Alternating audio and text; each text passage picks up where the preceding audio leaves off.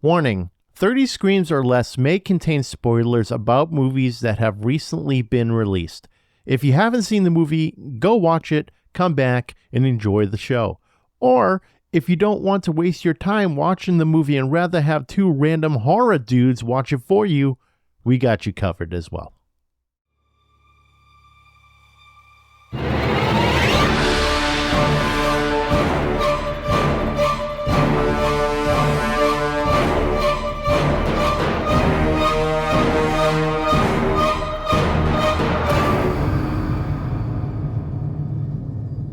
Welcome everyone to 30 Screams or Less, a horror movie podcast where we review horror movies in 30 minutes or less. Today's movie, I'm ashamed we didn't get to see this in theaters, and we just saw it straight at home. It was only in theaters for like a week, so... Yeah, I know. What the fuck? Well, we fucked up. We should have seen it. The movie we're reviewing is Evil Dead Burn, directed by Sebastian Vanecek, written by Sebastian Vanecek and Florence Bernard, starring Suheila Yacoub as Alice, Tandy Wright as Susan, Hunter Duhan as Joseph, and Lucien Buchanan as Tia. The plot of the movie is, after the loss of her husband, a woman seeks solace with her in-laws. As one by one they transform into Deadites, she becomes to discover that the vows she took in life survive even in death.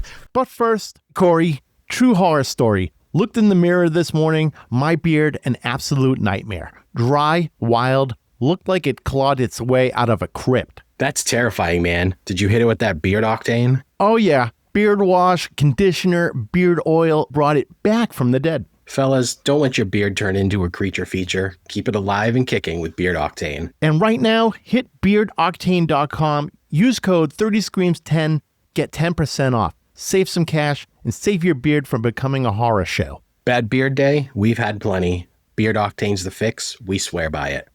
Hey, boys and girls, this is Scott Alexander from Sex, Love, and Serial Killers. And this is Jennifer. So do you like true crime stories, but with a little bit of a twist, a little bit of comedy added in there, and a lot of personal opinion?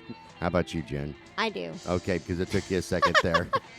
Join us on Sex, Love, and Serial Killers. It's available on all streaming platforms like Apple Podcasts, Spotify, Amazon, you name it. Come over and give us a listen and tell us what you think. We look forward to hearing from you. 30 Screams or Less starts now. Corey, what did you think of Evil Dead Burn? I don't even know where to begin with this one, because Evil Dead Burn completely exceeded my expectations in every possible way. Evil Dead is one of the most legendary horror franchises of all time, and one of our favorite franchises of all time. And somehow, in 2026, they're still fucking cooking. At this point, I'm convinced this franchise physically doesn't know how to die. There isn't a single dull moment in this movie. Shit hits the fan almost immediately, and from that point forward, Burn grabs you by the throat and refuses to let go. There is no unnecessary buildup, no checking your phone waiting for something to happen. You just strap yourself in and accept that the next couple of hours are going to be absolutely fucking miserable in the best way possible. And holy shit, the gore. There were several scenes where I physically clenched my cheeks because of how gruesome they were. I generally don't know how else to describe it. There were moments where my entire body reacted before my brain even had time to process what I was looking at. Naturally, I loved every single second of it because apparently something went horribly wrong with me as a child. The fact that we're this deep into the Evil Dead franchise and they're still finding ways to make me uncomfortable is honestly impressive. Most franchises this old are being kept alive by nostalgia and life support. I fucking love this movie, and same thing, man. I was sucked in. I couldn't get away from this. At one point, I had to go to the bathroom, and there was like a half hour left to this movie. I'm like, no, I don't want to pause it. I'm just fucking in it. That's what the cup is for. Yeah, this movie or the couch. Yeah, exactly. This movie is completely unrelenting from start to finish. And I want to say this too, like to touch base on what you just said. Have you ever thought of a movie franchise that has performed so well, or like perceived so well as it has? I mean, this is, how many films are we at now? We've got obviously Evil Dead 2, Army of Darkness, then the reboot, the original reboot, which and then I might argue is one of the best reboots of all time. Oh, absolutely. Yeah, the reboot. Then there was Rise and Burn. So that's 6 in total. Was the reboot Sam Raimi? No, it was Fed Alvarez. Yeah, but he was a producer. No, he was also the director. Oh, Sam Raimi was? No. No, Director of the reboot was Fed Alvarez. Sam Raimi was one of the writers. Okay, so we're fine then. Obviously, Sam Raimi still has his hands in this franchise a little bit throughout the whole entire thing, so we're still getting that consistency. Every single one of these movies have been fantastic. I can't say a bad thing about any of them. I really can't. I love this whole entire franchise. Even like Ash vs. Evil Dead, which is more, I would say, on the comedy side. Still fantastic. So awesome. Awesome. I'm sad that only got, was it, what, 2-3 seasons? I think 2, maybe. Yeah, you might want to double check that. But I love it. I mean, I really, truly do love Evil Dead, the whole franchise. I have fucking Evil Dead 1 and 2 and like 3. this collector's edition thing. It's fucking sick. I'll have to show you. You've probably seen it, but it's fucking wild looking. It's all in 4K and everything. So I didn't realize how long ago this show was. Oh no, how long? 2015 to 2018. And it had 3 seasons. 3 seasons. Okay. That could have gone a 4th, but they just shut it off at like the 3rd. Yeah. And whatever. It is what it is. We still got awesome Evil Dead movies. And I love when they do the callbacks, whether it's some sort of power tool. It's always a fucking chainsaw. We got to have that in there at some point.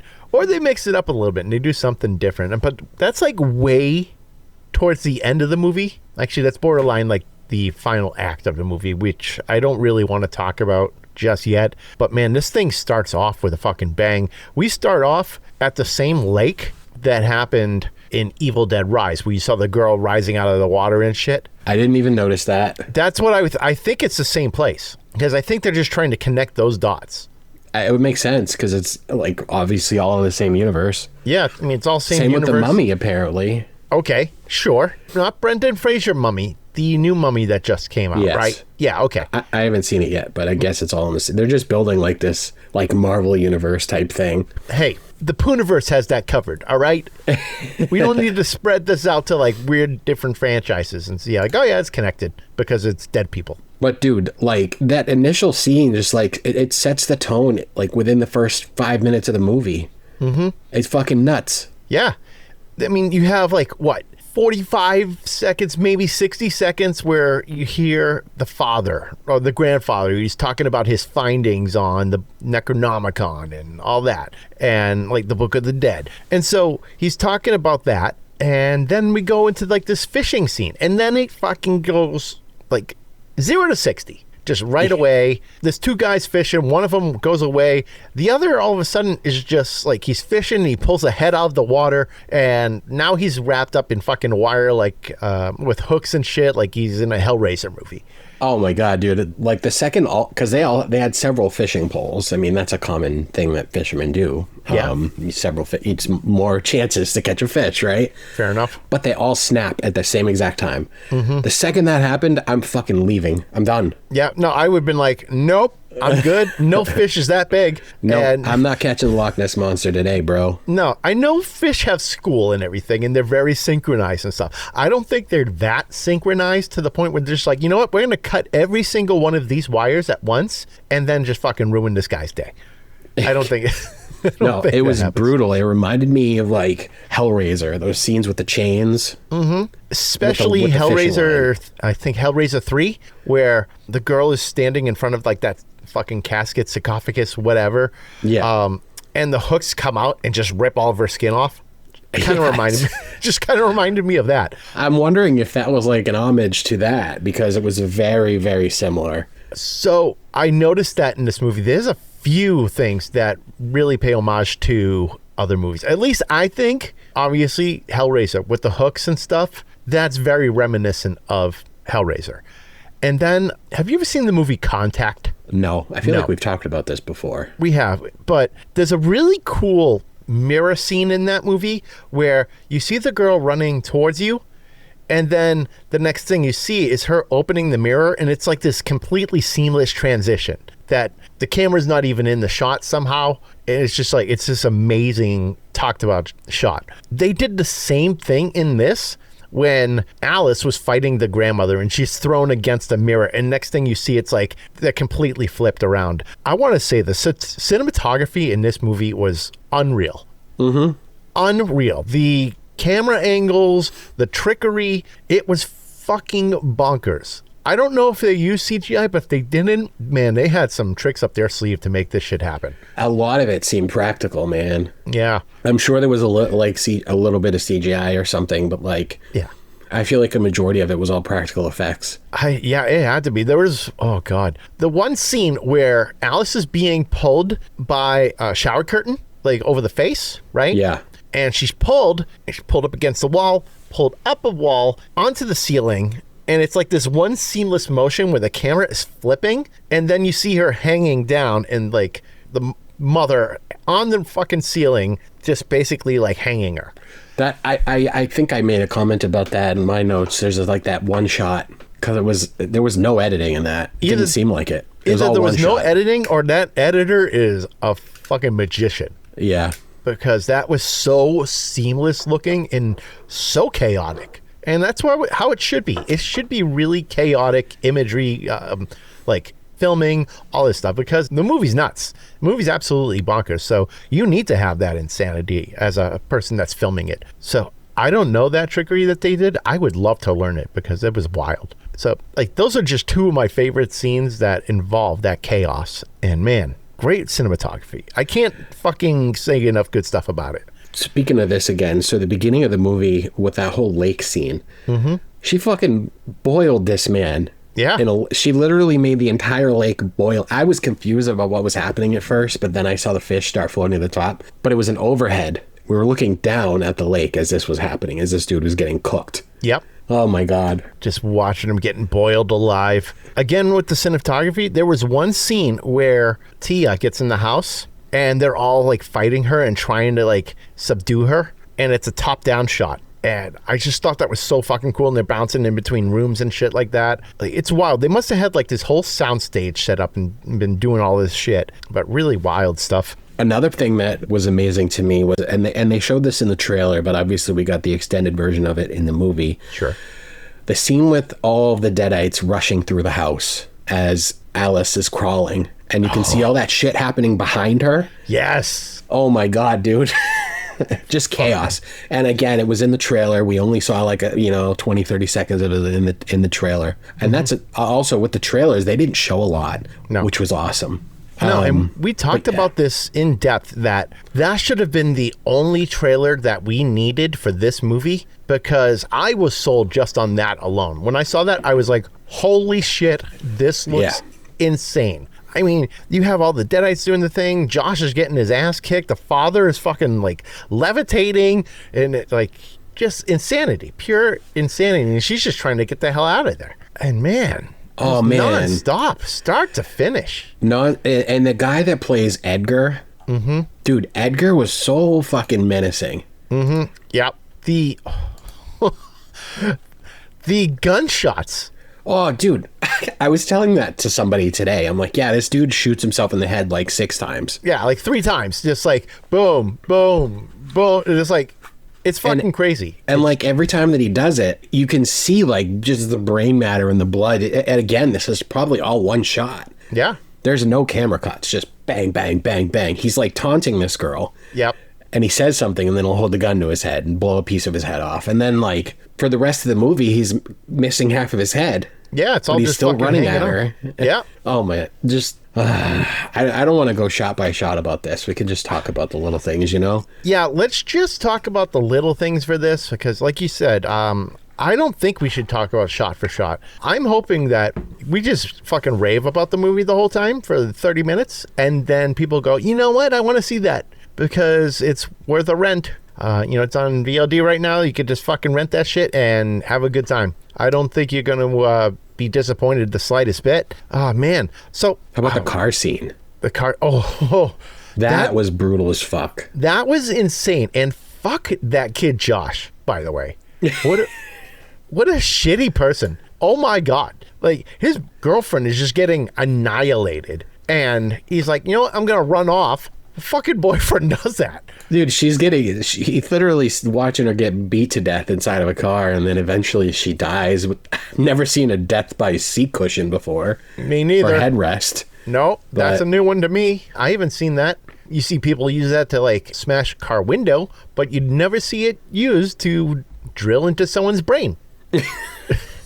And then, like, she appears in the house. She goes to talk to the family. Yep. And she's slowly pulling it out of her head. And I'm like, that was a cheek clencher for me. Yeah, just see the fucking, just the pulling and shit. Yeah. Oh, it was cool. It was so cool. And then there was a scene towards the end. Was it the grandmother who had her head on the radiator? No, with the mother. It was the mother. Yeah. Oh my God. And I'm watching the glow of that radiator, like it's red. And I'm like, oh my God, she's going to peel away at some point. Yep. I know it's about to happen. And you just see the skin staying there, and it's kind of like coming apart a little bit. Man, brutal. You know what scene I thought was going to be more brutal?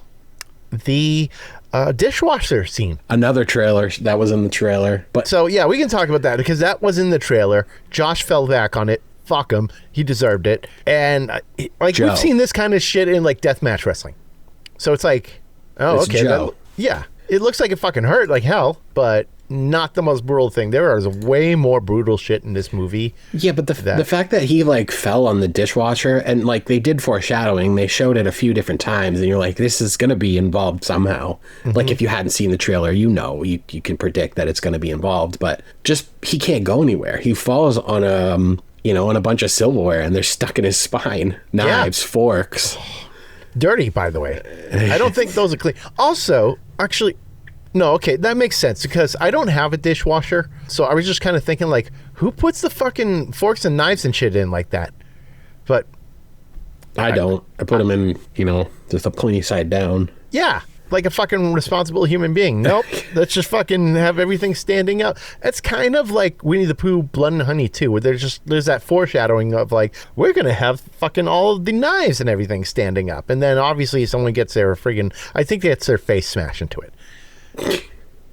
But there was a lot of foreshadowing in this movie, like the pen, the dishwasher, the I don't know if I want to fucking give it out, like the branch cutter. Like there was a lot of foreshadowing. Is that what that was? A branch cutter? I think that's what it is. Because I was getting like Jason used one of those once, right? Yeah, he did. Okay, I thought at first I thought it was like they just like modified a weed whacker or something. Yeah, that's not a weed whacker to slice, but obviously weed whackers has got the fucking like put a blade on it. Yeah. Yeah. Oh, maybe. To me, that would seem like a tree branch trimmer, like not electric, gas powered. I think you're right. Might be. Yeah, a lot of foreshadowing in this. So if you're familiar with horror movies like we are, we can pick up on certain cues like, oh, okay, that's going to make a comeback. You don't just like point something out and throw it away. There's a purpose for it. And we've seen some movies where they like point something out and just nothing happens with it.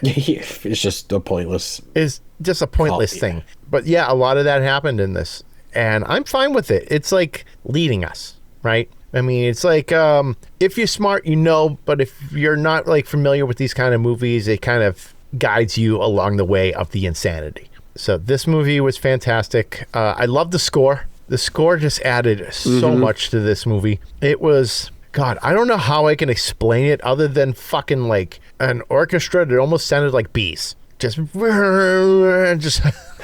a swarm of fucking insects. You're just making another Winnie the Pooh callback? Yeah, basically. Yeah.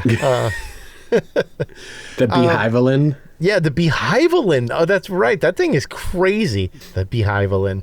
But yeah, if you know, you know.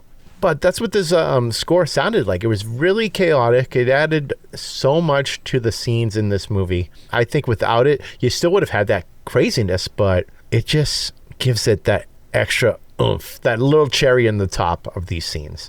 But yeah, of course, in per usual fashion, some comedy elements have to be thrown in there because there was so much chaos happening that they had to dash a little bit in there. Obviously, as chaos is happening, you see the grandmother on her little wheelchair lift, just slowly going. Just laugh my ass off when she gets cut in half. Well, yeah, eventually she just gets fucking annihilated. In the beginning when they were trying to strap her down to it. Yeah, when they were trying to strap her down, and like all the craziness is happening, and Tia's in the house, and she's just going up the friggin' wheelchair lift real slow. I just thought it was funny. She kept thinking Tia was going to steal something from her. And there's some cool shit that happens. Tia falling down the stairs, acting like a contortionist and shit like that. I thought it was so cool. I can't rave about this movie enough. I don't want to make this a 15 minutes or less, though. So we got to fill some fucking time here, Corey. What do we talk about? I don't know. Do we start talking about corn or anything like that? Yeah, porridge.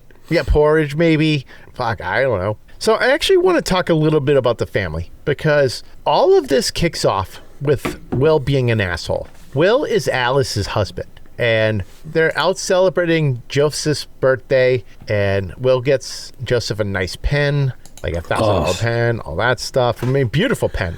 I was trying to remember because we see the pen later in the movie. Oh, yeah. And I was like, I feel like I've seen that before, but I can't remember why or where. All right, so it's the beginning. Yeah, it was very beginning. That thing makes a comeback a few times in this movie. So they definitely got their money's worth with the $1,000 pen. And what happens is Will gives his brother a nice pen, and, you know, it's a nice party scene. Girls are shaking their asses, like booty clapping, shit, like ridiculous transition. Probably the most ridiculous transition I've ever seen. Not like... like great camera cinematography shit. Like we go from a car accident to booty clapping. Dude, this reminds me of the movie we reviewed last week where it went from a sex scene to childbirth. Yeah, just at a snap. It was a car hitting a deadite and then big booty clapping. Just wait, no, it's like you got to see it this way because I don't know what you're doing. Are you trying to do the doggy paddle and swim? Like, yeah, that's how you like the booty slaps, right? Just boom, boom. No, that's how. It's more like that. I'm gonna take your word for it. What? I said I'm gonna take your word for it. Yeah, take my word for it. But that was the most ridiculous transition I've ever seen. But then Alice and Will get in a fight because Will drank too much. We find out later the kid's abusive, verbally and physically, and just a real shitbag. So kind of the like not alter ego, but like the yin and yang of the two brothers. So like Will's the more chaos asshole type, and Joseph is just like your modest bitch of a person. You really don't like him? No, he was an idiot. I'm trying to think of like, there's a movie, maybe several movies that we've reviewed throughout the course of this that you've had one character that you fucking hate. Oh yeah. Like yeah. you just talk shit about that one person that whole time. Oh my God. What movie did we do that? Because I talked fucking 30 minutes of bullshit about the character. You just targeted whoever it was for 30 minutes. Oh, you know what? It was when the sand turns red? No, that guy was only in the movie for 30 seconds. Oh, okay. So I just bitched him out for like 30 seconds. We both did. Yeah. He deserved to fucking die that fast. Yeah, fuck him. Okay, so Joseph, first of all, doesn't have the balls enough to stop his brother from driving a car drunk, which would have prevented a lot of this from happening. Yeah. He tried, and then he just let him go. Didn't really fight him. No, don't drive. You've had too much to drink. His brother's like, I'm going, and Joseph the bitch is like, okay. Yeah. Bye. Fucking, I'll see you never. That type deal. But you know what I do like in this movie, and I'll get back to Josh being a bitch in a second. Is it kind of dances around a little bit. For instance, we see at the very beginning, we have the whole lake scene, the Deadite walking into the road, getting hit by a car. And then it jumps forward to the whole scene, like the party scene. And then we find out that it was Will that was driving the car that hit the Deadite. And then also at the very beginning, where Joseph is going through his grandfather's stuff and listening to the tape, we find out, like, I didn't even realize that was Joseph at first, but we jump forward and we find that out that, oh yeah, he was the one that was listening to these tapes and didn't want, like, his mother didn't want them around because she thought her father was psychotic and she didn't want any of that stuff. She wanted it all thrown out. But what I was going to say about Joseph is that later on, when Tia's in the house and she's pouring gas all over stuff, him and Alice are just like behind the wall. And he's like, do you want to go or should I? And I'm just thinking to myself, no, you kind of just go. Like, just do it. You don't ask the girl, like, you know what? Do you want to go instead? I'll stay back. Even though that's my girlfriend that's fucking possessed. So fucking dumb. This kid is so dumb. All right, I'm done with Joseph. No, you're not. No, I'm not. He doesn't deserve any more of my time. You'll probably bitch about him in your closing remarks, too. Actually, I don't think I wrote about him in my closing remarks. Maybe I did. I don't know. But yeah, this movie was just completely unrelentless, just nonstop insanity. I didn't have a chance to breathe. I didn't want to get up from my couch. I had a hard time taking notes because I was just so into it. I'm assuming you had the same problem. Actually, no, you didn't. You took more notes than I've ever seen in the tenure of this fucking podcast. I have never seen you take so many notes in my life.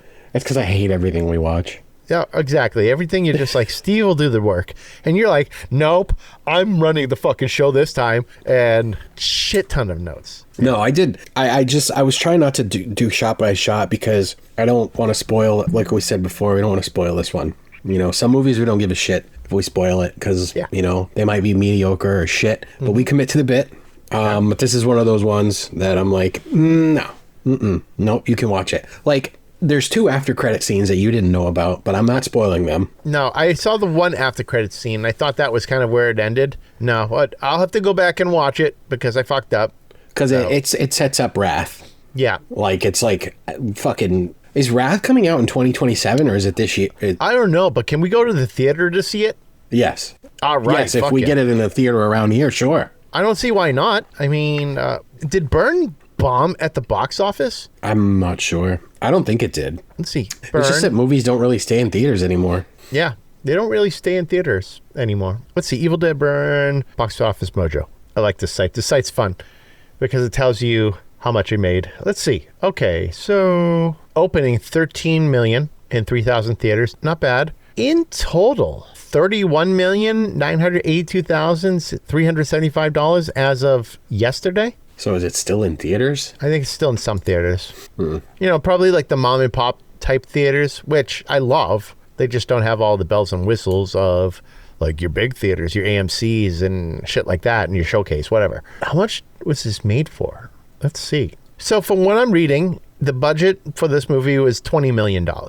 Okay. Pretty modest. Well, I wouldn't say modest. It's up there, right? It made $13 million the first weekend. So right away, they could see that as a bomb. But it did end up making $31 million. But in their eyes, probably still a bomb because that's only $11 million more than the movie cost. That's fucking crazy because, like, obviously Evil Dead, we've talked about it several times, is like a huge franchise in the horror universe. It has been for as long as we've been alive. Well, I don't know about you, but you figured, like, I know we didn't see it in theaters, but I know a lot of people that saw it in theaters. Yeah. And you figured, because we've had that surgence of horror this summer with, like, Backrooms and Obsession and, like, Evil Dead's up there. Like, those 2 movies made a shit ton of money in the theaters. How does Evil Dead not make that much? It's got to be, like, not the fan base, but the style of movie. Obsession and Backrooms, those weren't super ultra violent movies. I mean, Obsession had its violent parts, but it was no fucking Evil Dead Burn. That's for sure. You're right. This was like just violence for 2 hours. Yeah. I mean, okay, think of it this way. Let's say, okay, no, you're not single.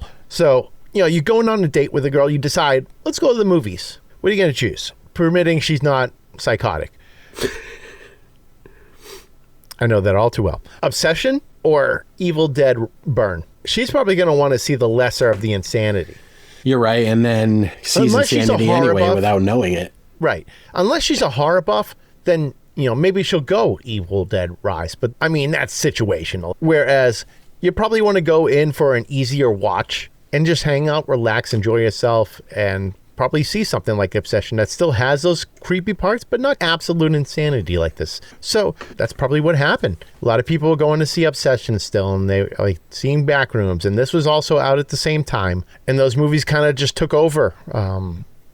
And it's not saying that Evil Dead Burns is bad by any means, because I love it. You love it. We're going to give it a fucking fantastic rating at the end. But I think it had such crazy competition for different types of, for a different type of audience. That might be it.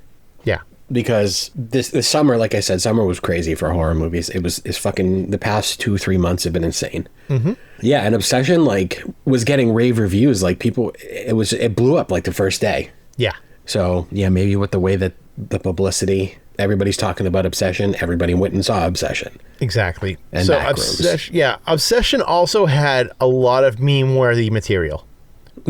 Sure did. Tons. Like whenever I opened up my TikTok feed, it was constant meme of Nikki being like, no. You know what I just saw today? What's that? Indy Navarrete is now the face of Gap. Gap? Like Gap jeans? Like Yes. Or Gap interesting. Mm-hmm. Huh. Good for her. All right. So go from making a living from video game streaming to being in one movie and your career skyrockets like that is insane. Good for her. Good for her is right. We actually talked about this. We see really big things happening for her with her performance, and if anything, she might get nominated for an Oscar, or at least She we fucking hope. better. She better. But then the guy who played Bear, he did equally as amazing, but for some reason, I think more people are just going to gravitate towards Indy. Not Indy. Mm-hmm. Wait, what's her name again? Nikki in the movie? No, her actual name. Indy. Indy. Oh, her name is Indy. Indy Navarrete. Okay. So I feel like they've got competition though with the Suhaila that played Alice in this movie. Mm-hmm. Her performance was insane too. Oh, absolutely. Like I thought of her as kind of like, okay, so initially I was like, wow, what the fuck is up with this girl? You know, her husband just died and she's like just half-assing it at the funeral. But we obviously find out later on that like, okay, there's a lot of abusive shit happening. So she's kind of glad he's dead. Yeah, exactly. And then she has to spend time with the in-laws, which she really doesn't want to do. I'm sure she blames them for the way Will is. And yeah, she ended up being unbelievably amazing. I think she actually had kind of like her acting. I feel like it just progressively went up throughout the movie. 100%, because like she kept having to deal with more chaos and like she's just spiraling at this point of like her husband's family's trying to kill her. Yeah. So she starts off like very modest, very quiet, not really all that talkative. And then as, like you said, as shit is really hitting the fan, she's like reacting to that. And it's like more and more and more. And she's able to like overcome and react even more. And her acting throughout the whole thing just started building and building. And I thought she was great as a final girl. One that I'm definitely going to rank really up there in final girl, like in a final girl list. Top 10, probably not. But still, like, you don't think so? Like, I don't know. Like, this, the top 10 girls, I don't know. Let's think about this for a second. Obviously, we know Jamie Lee Curtis. That's a given. Sigourney Weaver from Alien and Aliens and really all the fucking Alien movies. Oh, God. Who else? Oh, we threw, what's the shark movie that we fucking reviewed? Oh, I know what you're talking about, and now I can't remember the name of it. Yeah, but she was insane because she was, like, overcoming sharks. But you know, actually, I could see Alice like, way up there in potential, like, or new final girl, like top 10 deal. Like, not going through all time, but maybe like in the most recent decade. So I actually just like found a pretty nice article that's talking about what could be considered the top 10 final girls. All right, what do you got? I'm going to skip a lot of them because this is dumb. Because these two don't count. Melissa Barrera and Jenna Ortega from Scream. You said Ellen Ripley. Yep. Julie Carla. I still know what you did last summer. Okay. Sydney Prescott. Yep. Okay, for sure. Laurie Strode. Yep. Reika Askawa from Ringu. Okay. Yeah. Maxine with X. Ooh, I don't know. Nancy from A Nightmare on Elm Street. Yeah. All right. Sally, Texas Chainsaw Massacre. Yeah, for sure. That she was a good final. She basically just survived. Yeah.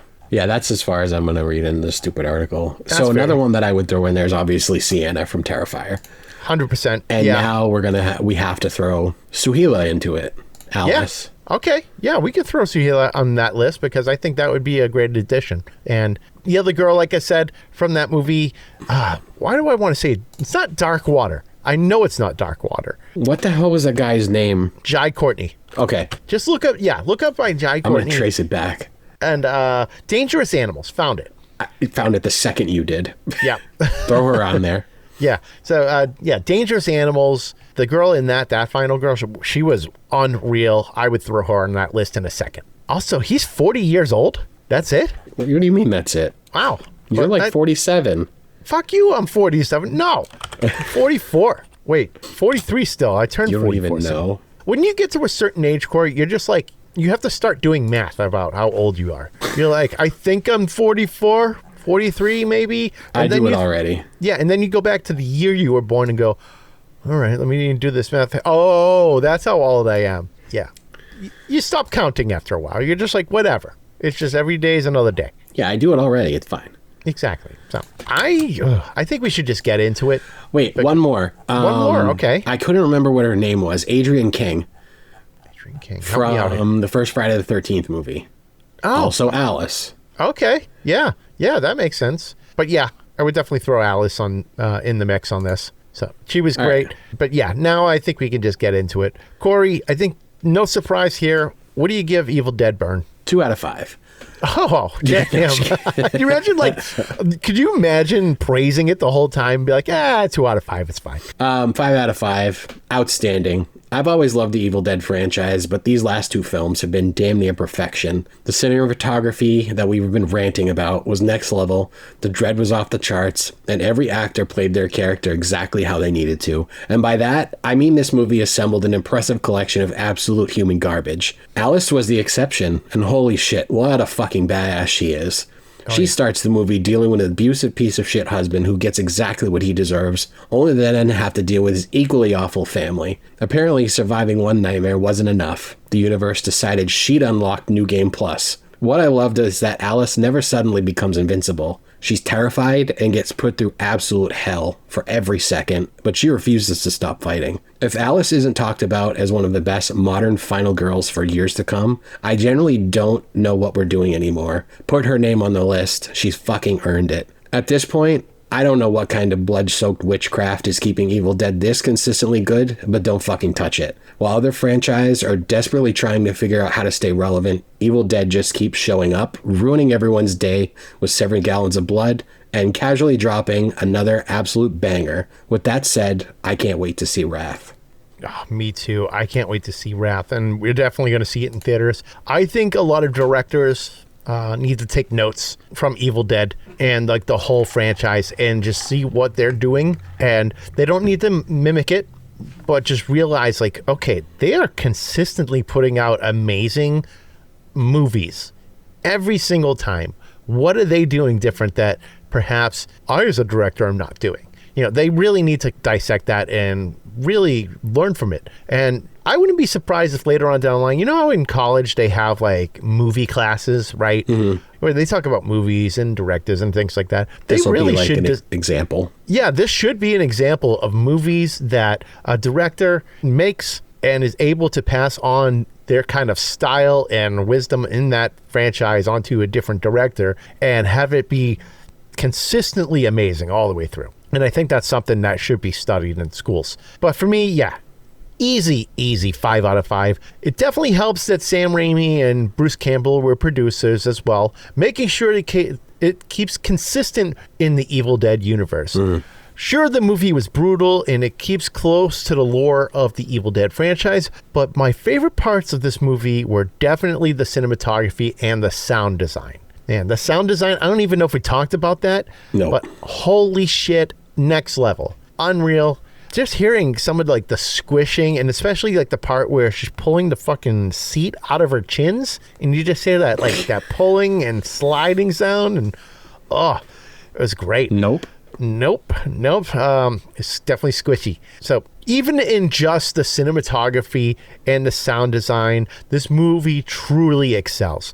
The acting was great, the gore was fantastic, and the story felt consistent with the franchise, just a different story arc, but of course all connected. Highly recommend checking this out. If you want to watch Evil Dead Burn, you can watch it now on VOD.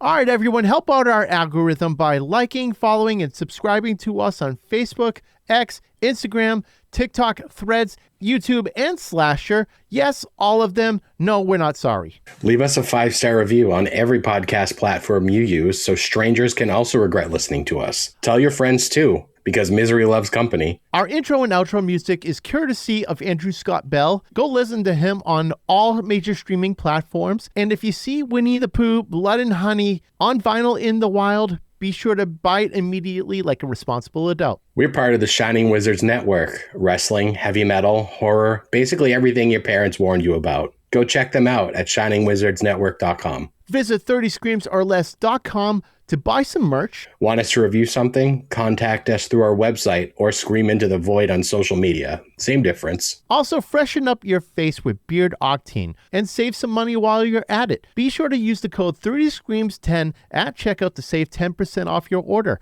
because your beard deserves better than neglect and regret. Smell good, look alive, and scare people for the right reasons. I'm Steve. And I'm Corey. And thanks for listening to 30 Screams or Less, and don't forget to drink your beans.